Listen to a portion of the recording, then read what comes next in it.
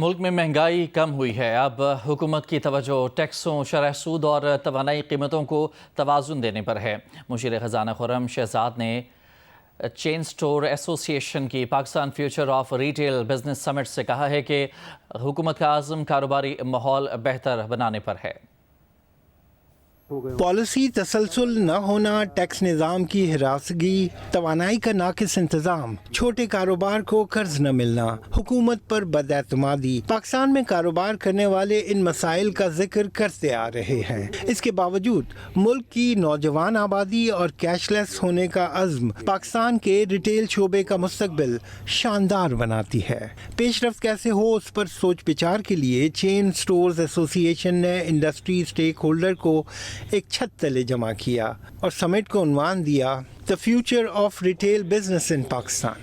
Cash economy تقریباً 40% ہے total economy کا۔ ٹوٹل اکانومی اگر آپ کی 407 ارب ڈالر ہے تو یہ سمجھ لیں کہ 160 ارب ڈالر تقریباً آپ کا وہ ہے جو کیش اکانومی ہے۔ اس کا میں اگر 25% کنورٹ کرتا ہوں 25% تو 1 خرب روپیہ میرا ٹیکس میں ایڈ ہو سکتا ہے، نمبر 1۔ دوسرا صرف ٹیکس نہیں، اور ٹیکس تو بائی پروڈکٹ ہے، ٹیکس تو آتا ہے ساتھ، لیکن اس کے علاوہ کتنے فائدے ہو سکتے ہیں، ایفیشنسی اور کتنی زیادہ جو ہے گروتھ ہو سکتی ہے۔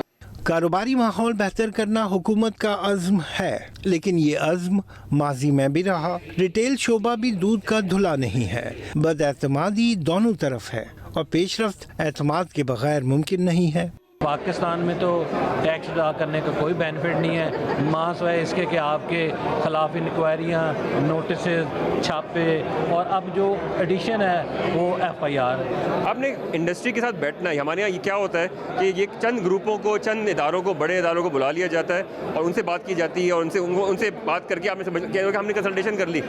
سمٹ کا لب لباب رہا کہ ریٹیل شعبہ ترقی کرتا رہے گا، ٹیکنالوجی اور نئے ٹرینڈز اس شعبے کے مستقبل کی راہ ہموار کرتے رہیں گے۔ ملک کی کیش لیس لہر نئے صارفین لے آئے گی، ٹیکس نیٹ کو وسعت ملے گی، حکومت کو ٹیکس بھی مل جائے گا، بشرط یہ کہ جو پالیسی بنے اس کا مقصد ویلیو بڑھانا ہو، توجہ محض ٹیکس جمع کرنے پر نہ ہو۔ کیمرہ مین ناصر حسین کے ساتھ ریاض اینڈی، جیو نیوز، کراچی۔